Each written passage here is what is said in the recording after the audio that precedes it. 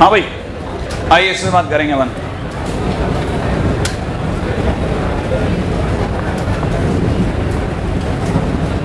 ऐसा है ना भाई, ये अपनी एक्स एक्सिस थी, ये अपना वाई एक्सिस था, ये अपना जेड एक्सिस था।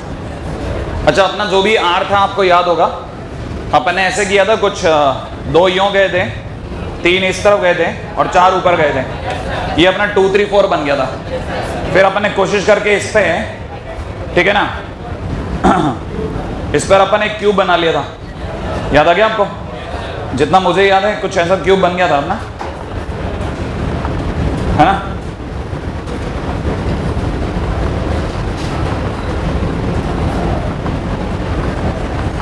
लीजिए साहब, ये ऐसा कुछ क्यूब बन गया था। एनीवे, ये जो भी क्यूब बना था, इसमें अपन ने जब इसको मिलाया था तो ये आर बना था।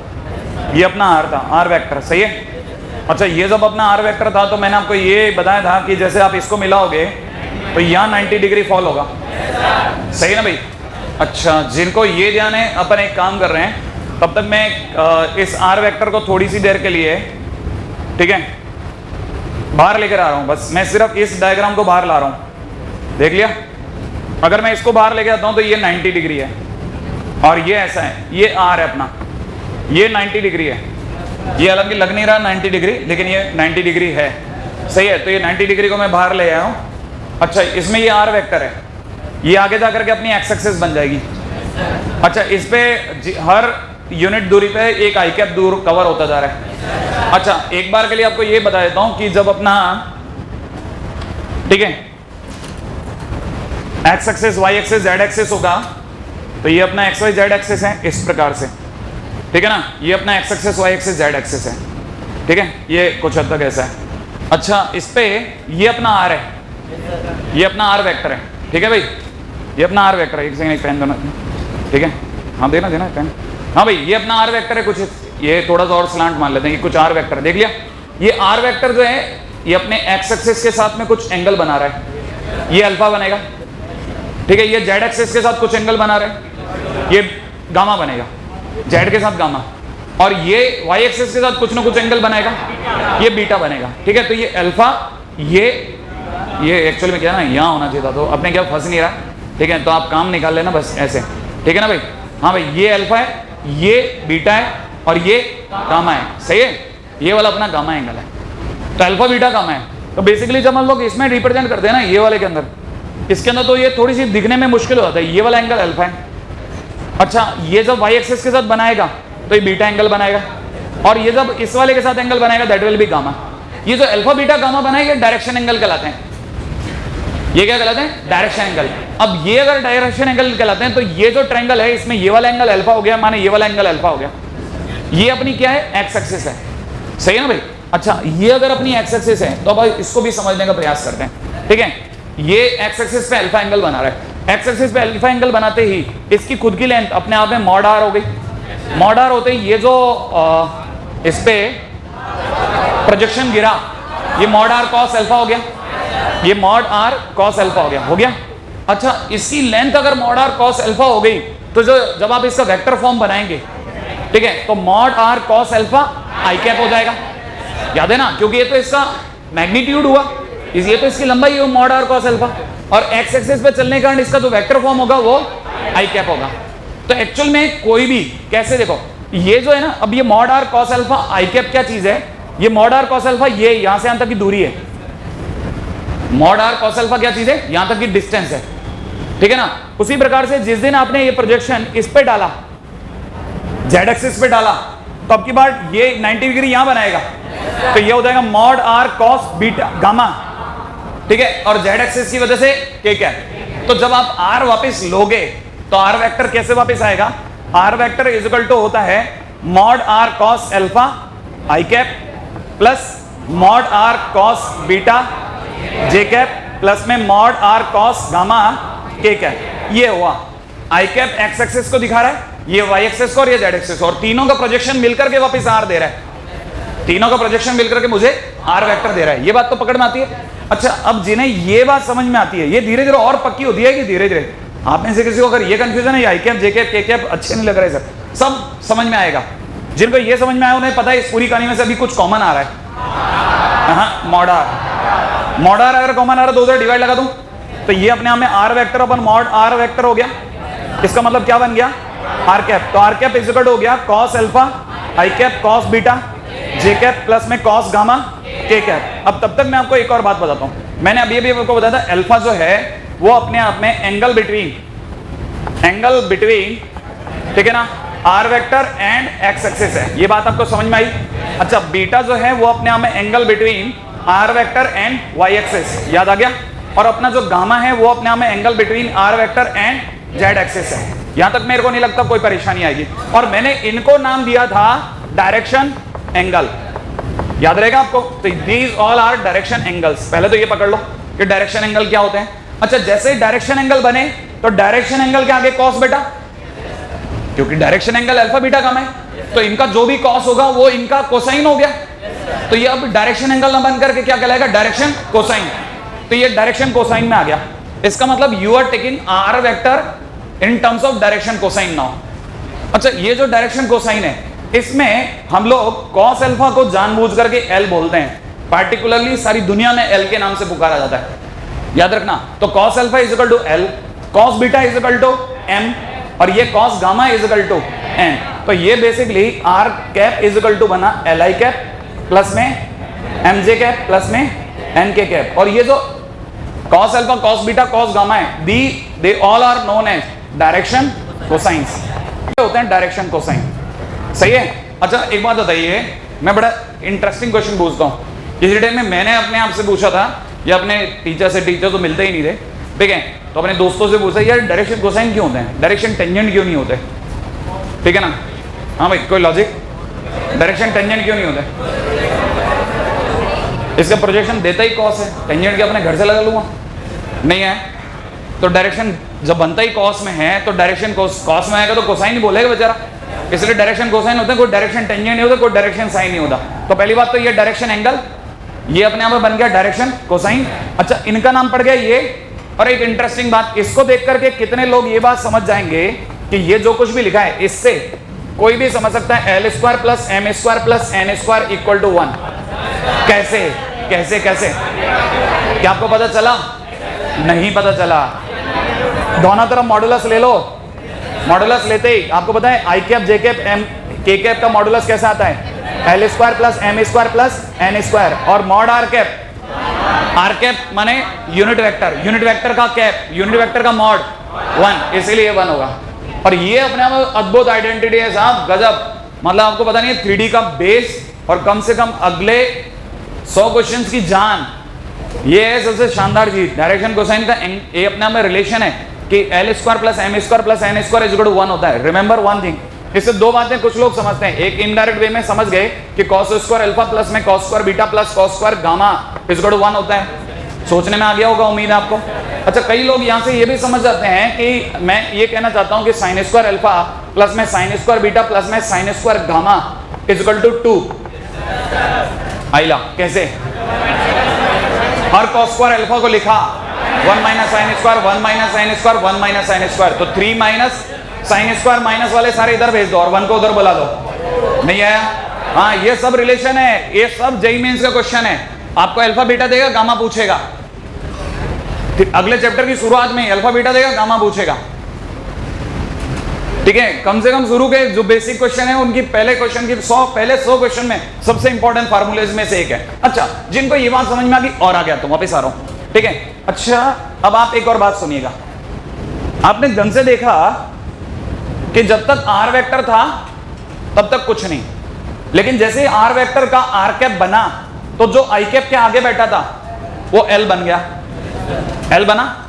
अच्छा, कई लोग यहां पे भी एक और बात समझे, बहुत अच्छी अच्छी बातें सुनते जाओ चुपचाप बड़े ध्यान से।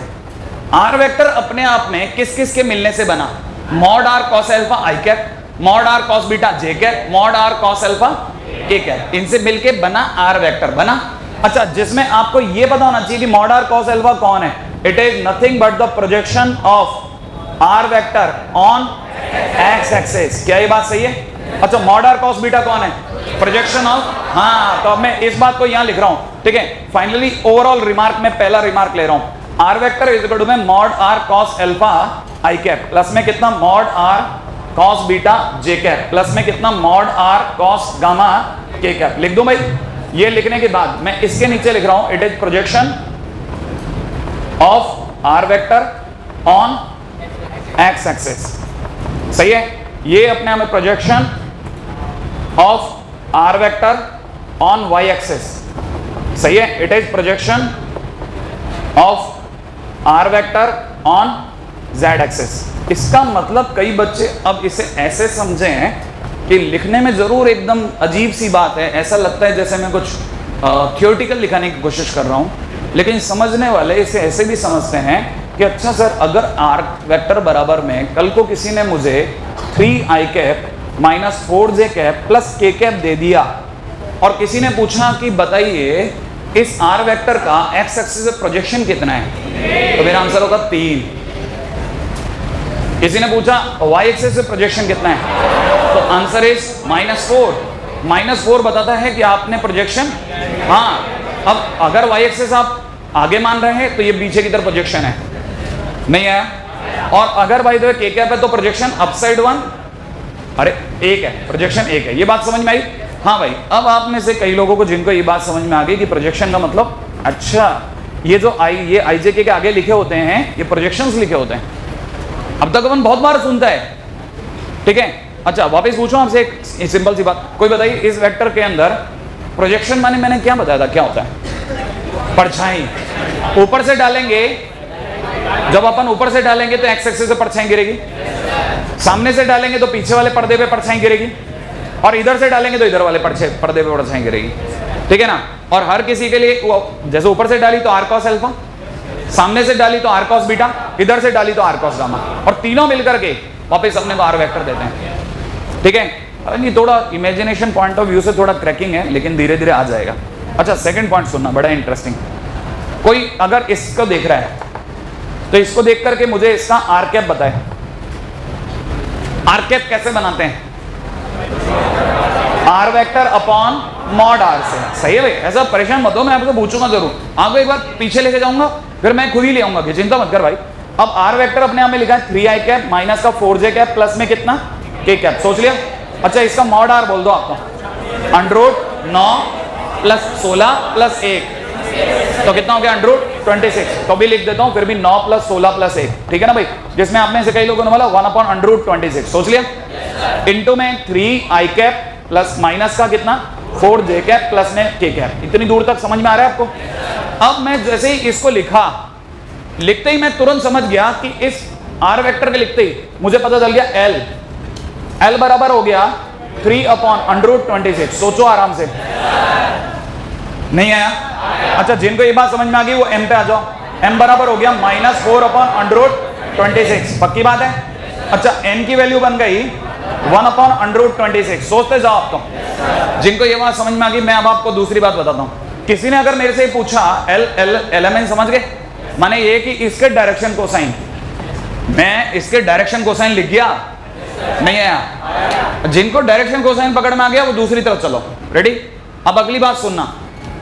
किसी ने मेरे से पूछा कि बताइए सर ये वेक्टर एक्स एक्सिस से कितना एंगल बनाता है, तो मैं उसे बताऊंगा कि जिसे तू एल लिख रहा था वो बेसिकली कॉस अल्फा था, और एक्स एक्सिस से बनने वाला एंगल अल्फा, तो alpha is equal to cos inverse 3/√26।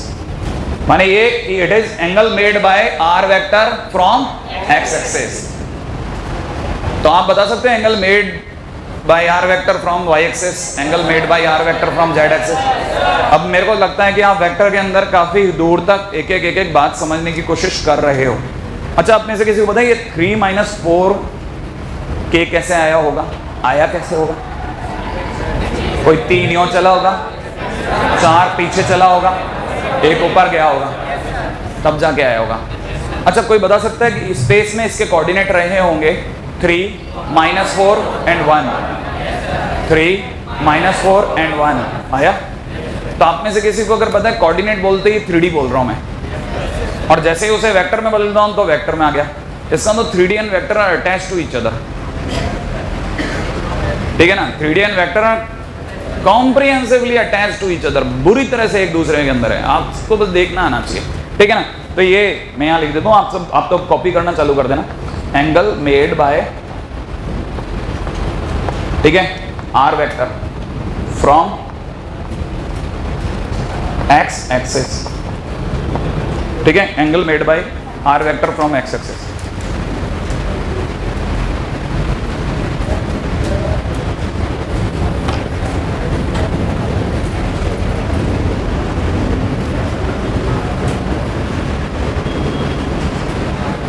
हालांकि मैं कुछ एक जगह पे थोड़ा परेशान हो सकता हूं, क्योंकि आप फिजिक्स के लिहाज से पूछते हो कई चीजें,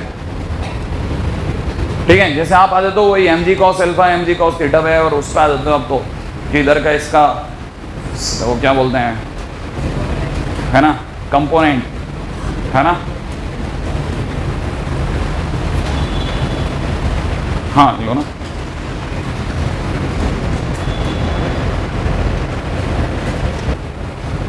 आप में से कोई एक बार थोड़ी थोड़ी चीज़ों को लिखते लिखते भी रिवाइज कर ले कि नॉर्मली आर वेक्टर दिया जाता है, आर कैप बनते ही, है ना, वो अचानक से अपने एलिमेंट में बदल जाता है, नहीं है। देखो ये आर वेक्टर दिया है, जैसे आपने आर कैप बनाया तो आर कैप बनाते आपको मॉड आर से डिवाइड करना पड़ गया, मॉड आर से डिवाइड करते ही ये एल बन गया, एल 3/√26, ये एल बन गया, और ये एम बन गया, और ये एन बन गया। तो आप में से कोई अगर कभी भी पूछा जाए तो जवाब दे पाएगा कि एलिमेंट कैसे बनते हैं, कैसे बनते हैं, आर कैप बना दो, आर कैप बना दो।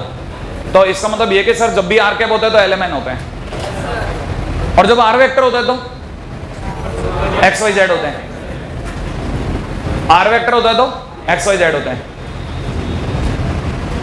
जब आर कैप बन जाता है तो एलिमेंट बन जाते हैं, और जब आर वेक्टर बनता है तो एक्स वाई जेड हो जाते हैं, ठीक है। एलिमेंट अपने आप में कहलाते हैं डायरेक्शन कोसाइंस, ठीक है, तो एक्स वाई जेड कहलाते हैं डायरेक्शन रेशियोज, ठीक है। अब आप तीन चीजों पे भिड़ो, डायरेक्शन एंगल, डायरेक्शन कोसाइंस, और एक और चीज आ गई डायरेक्शन एंगल ना, direction ratio, sorry direction ratios, याद रहेगा, है ना। इसका मतलब एक्स वाई जेड अपने आप में रेशियो है, डायरेक्शन रेशियोज, है ना ये। लेकिन ये वाली बात अब मैं 3D में बताऊंगा, ठीक है, 3D में ही बताऊंगा, अभी से बता के चलूंगा, बार बार रिपीट करूंगा और बस वहां जाके लिखाना है अपने को, ठीक है। अच्छा तब तक आते हैं डायग्राम पे। एक और चीज सुनो आप, एक इंटरेस्टिंग बातें, इनमें बहुत बातें निकलेंगी, ठीक है। पहली बात देखो, सुनो कि सर आपने जब सर उसका डायग्राम बनाया था तो आपने जानबूझ के एक ही वेक्टर, एक ही पॉइंट लिया और उस पर आपने क्यूबॉइड बना दिया, लेकिन नॉर्मली तो ऐसा नहीं होता ना,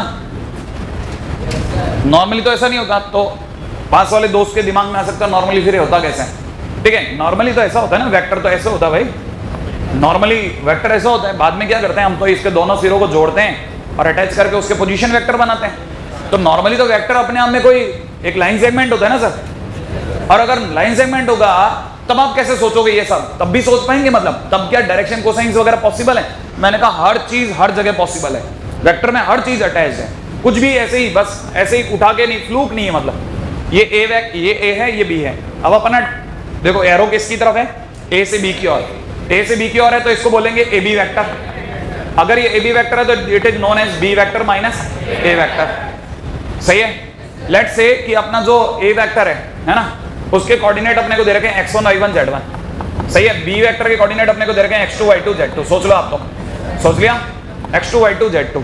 तो अपने लिए b माइनस ए बोलते ही ऑटोमेटिकली दुनिया में आ गया x2 minus x1 i cap plus y2 minus y1 j cap plus में कितना z2 minus z1 k cap. आराम से सोचिए, ये बात सही है। जब तक i cap normal A B vector है, जब तक ये नॉर्मल ए बी वेक्टर है, ये डायरेक्शन रेशियो, ये डायरेक्शन रेशियो, ये डायरेक्शन रेशियो है, नहीं आया समझ में। अब जैसे ही मैं इसे इसका ए बी कैप बनाऊंगा, क्या बनाऊंगा, A B cap. A B cap के लिए मॉड का डिवाइड लगाऊंगा, मॉड का डिवाइड लगाते ही मैं इसको लिखूंगा A B vector divide by mod A B, mod A B लिख दूंगा। तो देखिए साहब दिखने में थोड़ा भयानक लगेगा लेकिन होगा नहीं, ठीक है। क्या लिखना है, एज इट इज, इसी को दोबारा लिख रहा हूं। ऊपर ए बी वेक्टर को लिखने का मतलब है x2 माइनस x1 आई कैप प्लस में कितना y2 minus y1 j cap plus में कितना z3 minus z2 minus z1 into k cap बराबर अपॉन में mod A B, mod A B is equal to हो जाएगा अंडर रूट, मॉड सुनते हैं अंडर रूट, फिर पहले का स्क्वायर प्लस दूसरे का स्क्वायर प्लस तीसरे का स्क्वायर, सोच लिया आपने।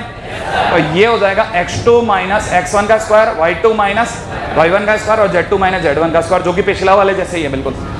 अब ये जैसे ही अंडर रूट अपना वैल्यू देगा, हर किसी में डिवाइड लगेगा, और जैसे पहले में डिवाइड लगेगा इट बिकम्स l, दूसरे में डिवाइड लगते ही वो m, और ये वाला m, माने वापस वही खेला चालू होगा। लेकिन इस पूरी कहानी में जिस कहानी ने सबसे ज्यादा अट्रैक्ट किया वो था मॉड ab। सही है, मॉड ab का मतलब a और b के बीच का डिस्टेंस, सोच लिया, and it is known as mod ab vector. सोच लो आप, तो जैसे मैंने मॉड ab वेक्टर लिखा तो mod ab vector is equal to में मैंने लिखा था x2 माइनस x1 का होल स्क्वायर प्लस में कितना y2 माइनस y1 का होल स्क्वायर प्लस में z2 माइनस z1 का होल स्क्वायर। ये बात सही है, लेकिन आप में से कही होगी नजर पड़ी सर ये डिस्टेंस फार्मूला है, हाँ के ना। अच्छा ये डिस्टेंस फार्मूला इन 3D है, अभी 3D में डिस्टेंस फार्मूला बन गया, लेकिन आपकी नजर में डिस्टेंस फार्मूला इन 3D है, मेरी नजर में distance formula in 3D is attached with, बड़े ध्यान से सुनना, आप में से कईयों को अभी भी ध्यान होगा कि जो आई कैप के आगे लिखा था वो था मॉड आर कॉस अल्फा, और mod R cos alpha is equal to projection of R vector on X axis. तो इसका मतलब ये कि जो डिस्टेंस फार्मूला 3D में होता है उसमें x2 minus x1 is projection, ठीक है, projection of A B vector on X axis है। क्या ये बात समझ में आया? का होल स्क्वायर, अगले में लिख देता हूं प्रोजेक्शन ऑन y एक्सिस का स्क्वायर, सोचा, और प्लस में कितना प्रोजेक्शन ऑन z एक्सिस का स्क्वायर, सोचो। इसका मतलब ये कि क्वेश्चन देने वाला ऐसा क्वेश्चन भी दे सकता है कि let's say a vector have a projection on x axis is equal to 90, on y axis is equal to 20 and on z axis is equal to 21. Find the length of the vector. नहीं आया, find the length of the vector। तीनों का projection दे दिए तो आपको length of vector निकालने के लिए कुछ नहीं करना, 19 का स्क्वायर प्लस 20 का स्क्वायर प्लस 21 का स्क्वायर का अंडर रूट निकाल देना, आपकी वैल्यू आ जाएगी। नहीं आया समझ में? कहानी पकड़ में आ गई आपको? हाँ, तो याद रखना ये x2 minus x1 is nothing but the projection, ठीक है ना, इसको जरूर संभाल के रखिएगा, ये काम आएगा।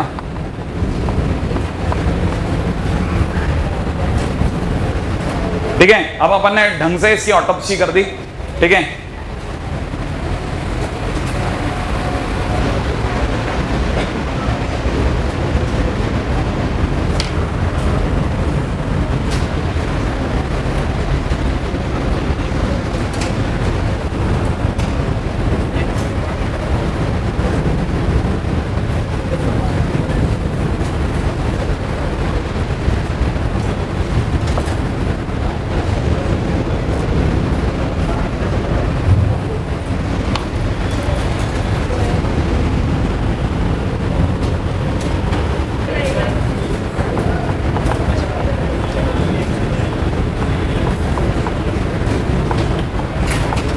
अगला टाइटल डालिएगा कोलिनियर वेक्टर्स। अंडर रूट में projection of A B on X axis का square, projection of Y axis का square, projection of Z axis का स्क्वायर। आते हैं अगले टाइटल की ओर, collinear vector.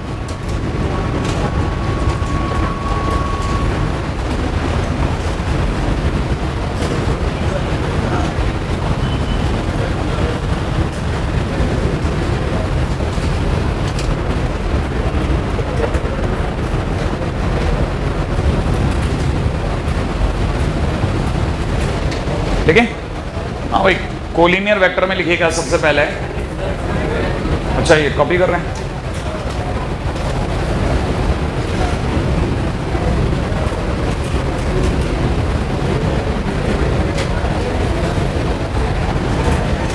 two vectors are said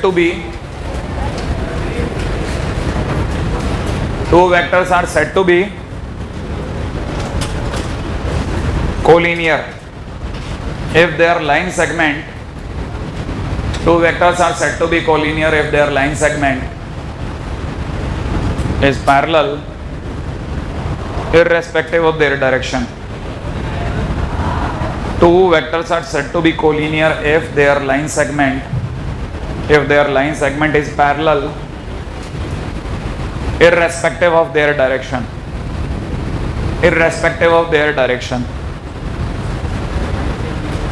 ठीक है भाई, irrespective of their direction, obvious सी बात है। ठीक है,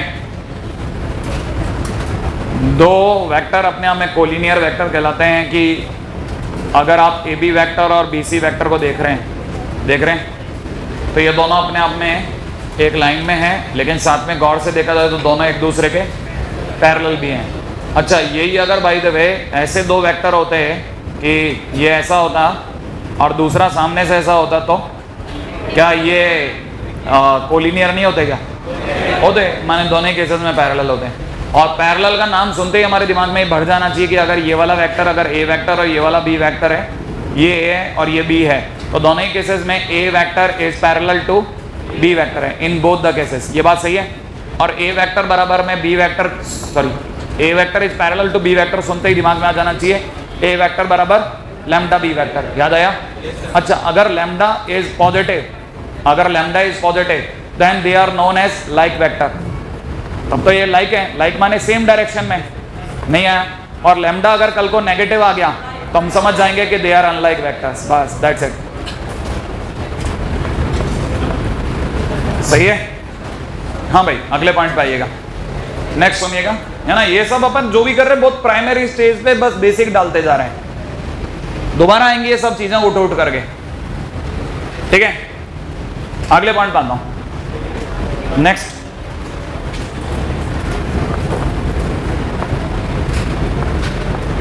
कोप्लानर वेक्टर्स। कोप्लानर वेक्टर्स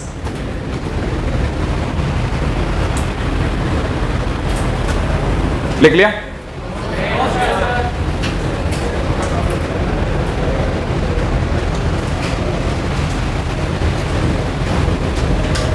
लिखिएगा, रुका हुआ ही हूं मैं।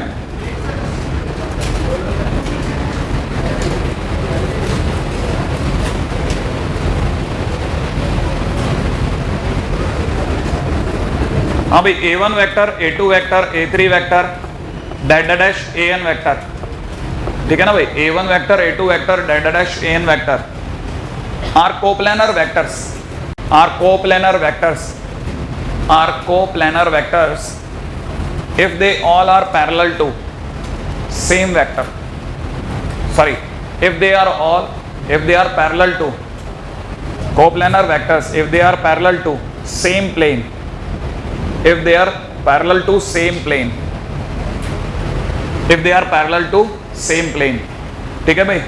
हाँ भाई, हालांकि ये सब बुकिश लैंग्वेज लिखा रहा था कि मैं अपने सर पे कुछ भी नहीं लेना चाहता। ठीक है, बाकी समझाने समझने में तो हर बच्चे को इतना डिटेल में सब पता होता है, उसको खुद को आइडिया होता है एक प्लेन में मिलने वाले सभी वेक्टर कोप्लानर वेक्टर हैं। इसका मतलब ये कि जैसे ये प्लेन है, प्लेन तो जैसे ये बोर्ड एक प्लेन है, इसमें मैं कहीं पे भी लाइनें खींच दूं, कितनी भी लाइनें खींच दूं, किसी भी डायरेक्शन में खींच दूं, सारी लाइनें एक ही प्लेन में है और सारी लाइनें जब तक एक ही प्लेन में है तो दे आर कोप्लानर्स। और इनके नाम जैसे ये A1 रहा, ये A2 रहा, ये A3 रहा, ये A4 रहा, ऐसे बहुत सारे वेक्टर्स हो सकते हैं। They all are in the same plane, so I call it them coplanar vectors. ये बात समझ में आई? बस ऐसा एक डायग्राम बना देना, A1, A2, A3, A4 ऐसा वगैरह वगैरह। अच्छा, ये सब सेम प्लेन में, तो एक कर काम की बात बताता हूं। हर प्लेन का एक नॉर्मल वेक्टर होता है। हर प्लेन का एक नॉर्मल वेक्टर होता है। अभी से इस बेस को डाल लो। हर प्लेन का एक नॉर्मल वेक्टर होता है जो इस प्लेन में पाए जाने वाले हर वेक्टर के परपेंडिकुलर होता है। जैसे अगर बाय द वे मैं इस हथेली पे कितने भी तरीके से पेन सजा लूं, कैसे भी पेन सजा लूं, राइट है ना भाई? मैं जैसे भी कैसे भी करके पेन रखूंगा, हर पेन के ये वाला जो चौक होगा, ठीक है, परपेंडिकुलर निकलेगा। ऑब्वियस ही बात है। जैसे आप इसके सामने बैठाओगे तो यहां परपेंडिकुलर निकलेगा, यहां पे ले जाओ तो यहां परपेंडिकुलर निकलेगा, ग्रीन वाले के पीछे लेके जाओगे तो ग्रीन वाले के पीछे निकलेगा। माने हमारे को यहां से पता चलता है क्या कि एक प्लेन में जितने भी वेक्टर होंगे उन सबके एक वेक्टर ऐसा होगा जो हमेशा कैसा होगा? परपेंडिकुलर। और अगर ये परपेंडिकुलर होगा तो दोनों का डॉट प्रोडक्ट 0 होगा। सही है? और ये जो एक वेक्टर ऐसा जो पूरे प्लेन में, प्लेन के परपेंडिकुलरली अपसाइड है या डाउन साइड है, व्हाटएवर, ये जो इसके हमेशा परपेंडिकुलर है, it is known as normal vector. We call it N vector. हम इसको एन वेक्टर के नाम से पुकारते हैं, ध्यान रखना भाई, ठीक है ना? तो हर प्लेन के परपेंडिकुलर एक वेक्टर होगा, सही है, जिसको हम लोग किसके नाम से पुकारेंगे? N vector. ठीक है, तो एक डायग्राम बना लेना एन वेक्टर, और N vector is equal to में लिख लीजिएगा normal vector to plane, normal vector to plane. सही है? हाँ भाई, अब इसके बाद में आगे लिखेगा diagrammatically A vector, A1 vector, comma, ये मैं यहां लिख रहा हूं A2 vector, comma A3 vector, dash dash AN vector, all are perpendicular to N vector. ये जितने भी हैं सबके सब N वेक्टर के परपेंडिकुलर होंगे। Implies A1 vector dot N vector is equal to में A2 vector dot N vector is equal to में A3 vector dot N vector, dash dash dash equal equal equal is equal to में AN vector dot N vector equal to 0। ये सब 0 होंगे, सही है? और ये सब के सब क्या होंगे? Equal to 0। क्यों? क्योंकि सबका डॉट प्रोडक्ट क्या है? 0 है, सही है? हाँ, ये अभी से ही आप बांधते चलो, ये छोटी छोटी हरकतें, ये सब काम आने वाला है और यही सबसे ज्यादा काम आने वाला है। आईआईटी तो 100% 3D के अंदर 3 क्वेश्चन, वेक्टर में 3 क्वेश्चन देके ही रहता है, इससे ज्यादा ही देता है। माने 6 क्वेश्चन हर साल के लगभग पक्के होते आ रहे हैं और जैसे जैसे ये ईयर वाइज आगे बढ़ते आ रहे हैं, ये कुछ एक चीजों को कम करते आ रहे हैं और कुछ एक चीजों को आगे बढ़ाते जा रहे हैं। जैसे कैलकुलस के अंदर फंक्शनल इक्वेशन पे बहुत लोड दे रहे हैं, अब ये फंक्शन नहीं देते, ये फंक्शनल इक्वेशन देते हैं ताकि आधे से ज्यादा बच्चे तो बाहर हो जाएं, क्योंकि हमारे को पता है कि फंक्शनल इक्वेशन में सोचना ही बहुत मुश्किल है और आसान भी है अगर बाय द वे कोई कमजोरी छोड़ दे तो, ठीक है? तो बहुत जल्दी सो जाते हैं। जैसे बच्चे समझ जाते हैं देखते ही कि अगर बाय द वे कोई फंक्शन है जिसका f0 1 है और जिसका f' 0 0 है, ठीक है ना? f0 1 है और f' 0 0 है, तो तुरंत समझ जाता है बच्चा कि वो जरूर cos x होगा, क्योंकि cos 0 1 है और उसका डिफरेंशिएशन, तो बच्चा सोच करके आंसर बना लेता है और आंसर हिट हो जाते हैं। ये मतलब हैबिट है। तो उसी तरह से वेक्टर भी एक आजकल बहुत प्रमोशनल चैप्टर है। एनीवे आगे बढ़े, ये लिख लिया आपने, ठीक है? हाँ भाई, अब इसके अंदर जब आपने ये लिख लिया, इसके बाद में पॉइंट नंबर 2 पे आइएगा। इसको पॉइंट नंबर 1 दीजिएगा, पॉइंट नंबर 2 लिखेगा, लिखो। हाँ भाई, एक चीज मैं आपके फिजिक्स से उधार ले रहा हूं, ठीक है? मैं लिख रहा हूं यहां पे डायरेक्ट, ठीक है भाई? n vector is equal to में plus minus A1 vector cross A2 vector upon में mod A1 vector cross A2 vector. सोचो कहीं सुना होगा आपने। n vector is equal to plus minus A1 vector cross A2 vector upon mod A1 vector cross A2 vector. ये आप लोगों ने सुना है कहीं? नहीं सुना? मरा दिया यार। ये ऐसी ऐसी बातें भी अगर बाय द वे नहीं सुनी है कोई बात नहीं है, ठीक है? लेकिन बस बताते जरूर जाना ये नहीं सुना है। हाँ, हम मैं इस भरोसे में रह जाऊं कि ये तो सब फिजिक्स में सुना हुआ है। अरे ऐसा नहीं होता, आपने सुना है, बस ये और बात है कि आप क्लिक नहीं कर रहे हो। देखो मैं आपको याद दिलाता हूं, जैसे कोई भी 2 वेक्टर हैं, ये A1 वेक्टर है, ये A2 वेक्टर है। 2 वेक्टर हमेशा एक प्लेन में होते हैं, सही है? इनके बीच का ये एंगल थीटा है। तो देखिए साहब, एक्चुअल में कोई भी 2 वेक्टर जैसे ही आते हैं तो आपको पता है ना, हम जब थीटा निकालते हैं तो हम लोग हमेशा एंटी क्लॉकवाइज निकालते हैं, ऐसा।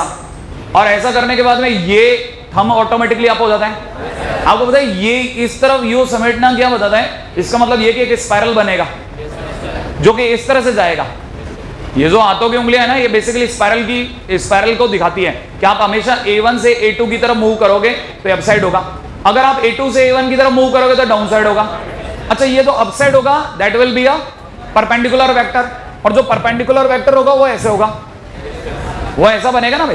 परपेंडिकुलर वेक्टर इस तरह से बनेगा।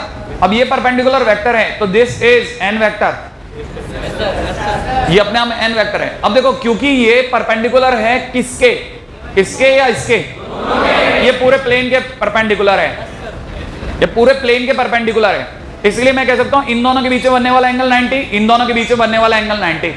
तो A1 dot n vector equal to 0, A2 dot n vector equal to 0, और साथ में A1 क्रॉस A2 को ये शो कर रहा है। नहीं आया? अच्छा, क्योंकि अच्छा ये भी अब यहां पे भी थोड़ा ध्यान से सुनना है। जब तक मैंने इसे n वेक्टर लिखा तब तक ये A1 क्रॉस A2 को ही शो करेगा, लेकिन अगर मैंने इसे n कैप लिख दिया तो मुझे उसी का मॉड का डिवाइड करना पड़ जाएगा। नहीं आया? तो जैसे मैं इसको इसी के मॉड से डिवाइड करूंगा तो ये n कैप बन जाएगा। माने अब ये इसका यूनिट वेक्टर हो गया, एक नॉर्मल वेक्टर बना और नॉर्मल वेक्टर का भी यूनिट वेक्टर। नहीं आया? अच्छा, ऐसे कितने वेक्टर होंगे? दो, एक अपसाइड और एक डाउन साइड, इसीलिए एक को प्लस और एक को माइनस का नाम दिया गया। अभी भी नहीं आया? अच्छा, तो याद रखना, जैसे अब मैं मान लो कुछ नाम दे लेता हूं, ठीक है? This is R vector, this is S vector. जैसे मैंने इसको शो किया, it is a normal vector. पहले तो आप एन वेक्टर का फार्मूला बोलो, आर क्रॉस एस। इसका वैल्यू क्या आ गया? R cross S. अब मैंने कहा नहीं, मुझे तो इसका यूनिट वेक्टर बताओ, R cross S upon mod R cross S. अगर मैंने अपसाइड रख रखा तो प्लस, और ये डाउन साइड रख लिया तो माइनस। मेरे को लगता है इतना तो आता ही है, ठीक है ना? अगली क्लास किसकी? नहीं, अगली किसी की क्लास नहीं, मेरे को ध्यान है, मैंने आपका देख लिया। अरे मैं पढ़ा नहीं रहा, डोंट वरी, है ना? आपसे ज़्यादा भागने वाला आदमी है ना? मैं तो सिर्फ ये देख रहा हूँ कि मेरे से कुछ बच ना जाए, ठीक है? ये लिख लिया आप लोगों ने, ठीक है? प्लस माइनस ये फार्मूला लिख लिया। इसके बाद में हालांकि बस मेरे को बस ये लिखवाना एक ये था, ट्रायंगल ऑफ एडिशन, उतना लिख लें, है ना? लिख लो आप ट्रायंगल ऑफ एडिशन, क्योंकि एक दो लाइन है उसमें, कुछ नहीं, दम नहीं है, ठीक है? लिखिएगा फटाफट से, triangle of addition, triangle law of addition. ये क्या छोटी छोटी चीजें हैं, ये फिर मेरे को फिर परेशान करेंगी। ट्रायंगल ऑफ एडिशन किसी को ध्यान भी है क्या? क्या? If two sides of the triangle representing two vectors following each other, then the third side represents their vector sum. लिख लो फटाफट से, इसमें क्या है? If two sides of the triangle representing, if two sides of the triangle representing, if two sides of the triangle representing, if two sides of the triangle representing two vectors following each other, if two sides of the triangle representing two vectors following each other, then third side in opposite direction, then third side in opposite direction, then third side in opposite direction represents their vector sum, then third side in opposite direction represents their vector sum.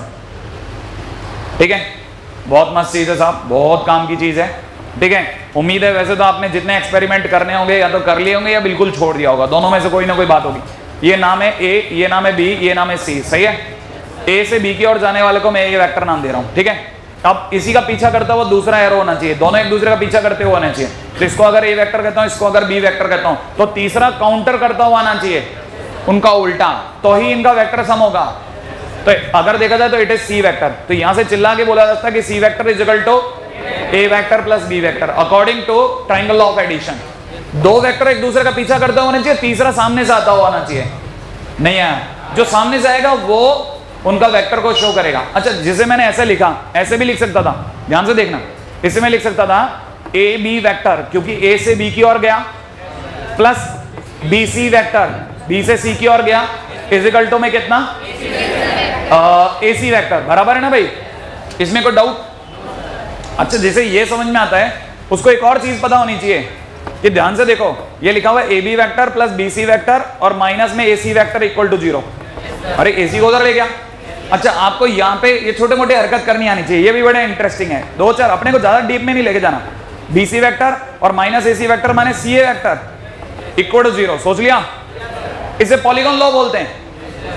Polygon law कब कहते हैं? जब आपका starting point और ending point same हो जाए और बीच के सारे पॉइंट है ना ऐसे कूद कूद के घूम रहे हो। देखो, बी से बी, सी से सी और वापस ए से ए मिल जाए। इसका मतलब समझना, इसका मतलब ये कि दुनिया में कभी भी कितने भी वेक्टर हो, ठीक है, अगर आपने ये लिख दिया, जैसे लिख दिया ए बी वेक्टर प्लस में बी सी वेक्टर प्लस में सी डी वेक्टर प्लस में डी ई वेक्टर और फिर वापस आपने ई ए वेक्टर लिख दिया, तो ये आंख का अंधा भी बता देगा कि 0 होगा। नहीं आया समझ में? A B vector plus B C vector plus C D vector plus D E vector plus E A vector, जिससे शुरू हुआ उसी पे खत्म हो जाए तो 0 आएगा। क्यों? क्योंकि जैसे ही ऐसा हुआ, ये खत्म ही तभी होगा जब पॉलीगॉन लॉक हो जाए। नहीं आया समझ में? पॉलीगॉन लॉक हुआ है, लॉक, तभी ये 0 बना। कहानी पकड़ में आई? हाँ, ये वेक्टर डायग्राम बहुत काम की चीज है। इसी के दम पे तो लोगों ने किसी टाइम पे वाइब्रेशन लेस मोटरसाइकिल, जी व्हीकल, जितना मैकेनिक्स है, जितना मैकेनिकल है, सब इसी के दम पे खड़ा किया, ठीक है? क्रैंकशाफ्ट से, पिस्टन से क्रैंकशाफ्ट में आने वाला थ्रस्ट माने उसका फोर्स, ठीक है, उसको वेक्टर में निकाल लिया डायरेक्शन के साथ, डायरेक्शन और मैग्नीट्यूड मिला के उसका वेक्टर वैल्यू निकाल लिया। निकालने के बाद में पिस्टन से क्रैंकशाफ्ट, क्रैंकशाफ्ट से क्रैंक गियर, क्रैंक पुली कहते हैं जिसे, क्रैंक पुली से चेन, चेन से, ठीक है ना, चेन से व्हील, सही है, और वापस व्हील से ऊपर बैठी हुई बॉडी। अगर बाय द वे इन सबका सम 0 आ गया, ठीक है ना, तो 100% जो भी मोटरसाइकिल तैयार होगी या जो भी टू व्हीलर तैयार होगा, ठीक है, वो ऑटोमेटिकली वाइब्रेशन लेस होगा। क्योंकि अगर बाय द वे अगर ये 0 नहीं आया, इसका मतलब कोई एक्सटर्नल फोर्स एक्स्ट्रा बच गया। अगर बाय द वे इन सबका सम 0 नहीं आया तो 100% कुछ ना कुछ बच गया, और बच गया तो किसके तौर पे निकलेगा, या तो नॉइज में निकलेगा या वाइब्रेशन में निकलेगा। और अगर 0 आ गया तो ऑटोमेटिकली सब एक दूसरे को नलीफाई करते जा रहे हैं। नहीं आया समझ में? हाँ, ये भी बड़ी इंटरेस्टिंग बात है। कह रहे हैं एनीवे छोड़ो ना, आप तो है ना, ये तो समझ में आ गया ना, बाकी अपन कल चर्चा करते हैं।